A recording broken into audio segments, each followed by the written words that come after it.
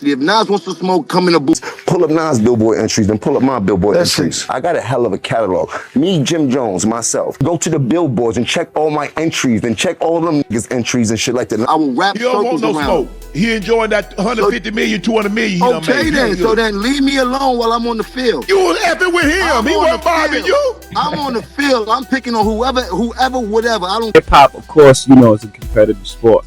But on the other end of it, it's like certain people shouldn't be able to say your names until they've done something in the genre of music. I've done too much in this music to even have to answer that question. Like Jim Jones, who is Jim Jones? Like, he's not on anyone's top 10 list. He's not like no one's top 10 list. Maybe not even his family.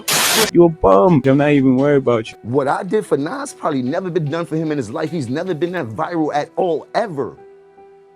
He's never been talked about. Jim Jones didn't just drop a hot take when he said, "I'm more influential than Nas." He lobbed a live grenade into 2 decades of New York rap politics. Overnight, the internet split in half. One side laughed at the audacity, the other wondered if the streets had finally moved on from a Queensbridge icon. But the loudest reaction came from someone who didn't say a single bar, Nasir Jones himself. His silence echoed louder than Jim's boasts, and in the vacuum, 50 Cent slipped in with a cryptic reminder. Individual 1. In hip-hop, a rumor can ruin a reputation faster than a diss track, and an unanswered question can hang like smoke over a career. Today, we untangle the fire, the silence, and the secret file that might end a debate or end somebody's freedom. But first, we need to rewind to the day a legendary rapper accidentally insulted the wrong crew. February 2002, Hot 97. Nas goes off script and calls Cameron's brand new album weak. To most listeners, it sounds like a throwaway jab. To Dipset, it's blood in the water. They've been clawing for mainstream respect, and suddenly the poet-philosopher of Queensbridge is clowning their boss on the biggest station in New York. Cam claps back on mixtapes. Jewels throw subliminals. Yet, the fiercest heat comes from Jim, the squad's most relentless hype man. On every street DVD, he snarls the same promise. See, Nas? I'm smacking the kufi straight off his dome. That threat sticks. Paisley Park jackets, pink Range Rovers, and Harlem swagger become weapons in an ongoing turf war with the cerebral heavyweight from Queens. What should have been a forgettable insult hardens into a 20-year bruise. Fans pick sides, blogs keep score. Even as mixtape culture evolves into streaming, this Cam versus Nas footnote never truly dies. And here's where it twists, because Jim once worshipped the very man he wanted to slap. Long before Dipset Diamonds, Jim Jones was Joseph Guillermo jacking his older cousin's boombox to memorize Illmatic. At block parties, he rapped Nas verses word for word, bragging he could outdress the entire QB crew.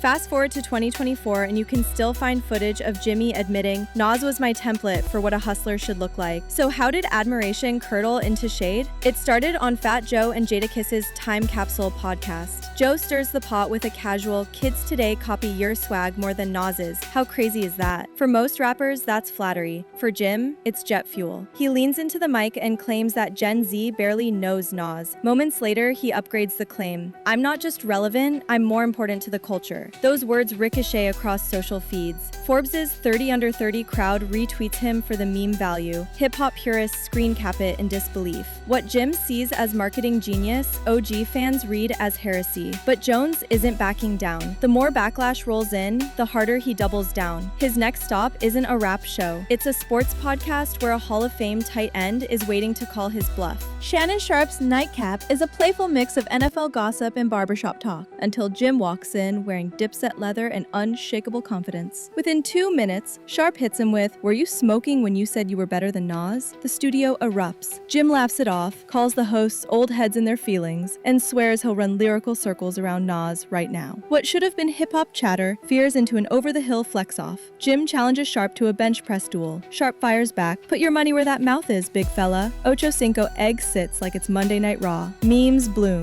Twitter counts reps every time Jim repeats the word influential. But while cameras capture every clapback, a different lens, phone screens across the globe, captures something else. 50 Cent quietly deleting and reposting a single screenshot, a blast from Tekashi 6ix9ine's 2019 trial transcripts. One red underlined phrase jumps out, individual 1. In chess terms, Sharpe talk trash, 50 moved a knight into striking distance. Curtis Jackson loves spectacle, but he loves strategic silence more. Instead of dissing Jim with bars, he summons the past. His Instagram shows an FBI document from the 9 Trey case. The defendant field is blacked out, except for a cold label, individual 1. Fans who live through pursue Tekashi's testimony, remember prosecutors claiming that code name belonged to Jim Jones, allegedly ordering gang members to violate Tekashi for switching sides. Jim was never charged, but the rumor calcified. Now, 50 recast that rumor like a blockbuster trailer. No caption needed, just a sly emoji and a timestamp. Comment sections explode. Half the crowd screams snitch, the other half points out the obvious. No conviction, no case. Either way, 50's post shifts the narrative from who's more influential to who might be federally compromised, a masterclass in unspoken warfare. It isn't even the first time 50 pressed this button. Back in 2007, he invited Jim on stage with G-Unit during peak Dipset turmoil, a chess move that pitted Harlem loyalty against Queen's dollars. Jimmy was flattered then. Today, the same man taunts him with legal ghosts,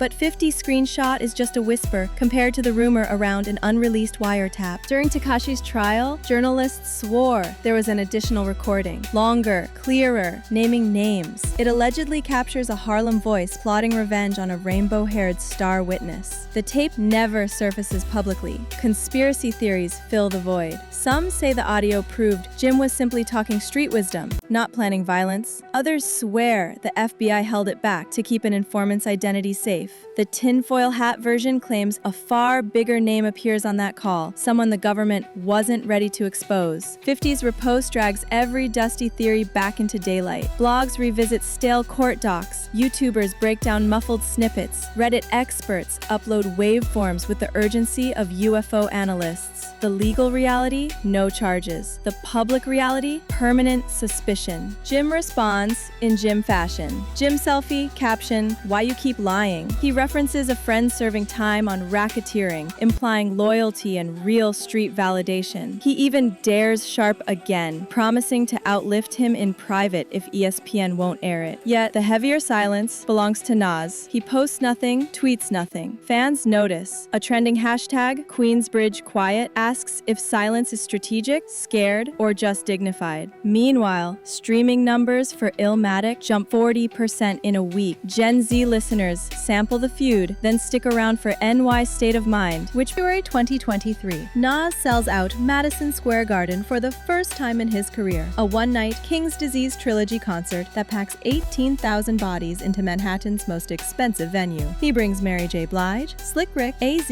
an era-spanning manifest that proves legacy can outsell hype. The show trends higher than most debut week albums. Post-concert, he inks a reported 8-figure deal with Mass Appeal to produce documentaries on early 90s New York, meaning he's now earning from narratives other rappers are merely starring in. By late 2024, he invests in a Brooklyn tech startup that turns rap lyrics into blockchain-verified poetry NFTs. It sells out in minutes. Money moves so quiet, you only see the ripples. While Jim fights for relevance on podcasts, Nas quietly licenses a verse for a Jordan Brand Super Bowl commercial. Kids who don't know who Nas is suddenly bob their heads to his voice between replays. In classrooms, English teachers dissect Illmatic lines as urban sonnets. Respect morphs into curriculum. And still, no diss track, no interview, just strategic indifference. Some call it cowardice. Others see Sun Tzu in Timberlands. The supreme art of war is to subdue the enemy without fighting. So where does that leave our three main players and the ticking rumor that could shift everything? Jim Jones wanted a viral moment and got it. He also got a file number that won't stop haunting his comments section. 50 Cent stayed mostly silent, yet played ventriloquist to the internet outrage machine. Nas kept his mouth shut and watched his catalog surge on every platform. 3 outcomes now hang in the balance. Nas responds. One verse could end Jim's argument and break the internet. 50 leaks more.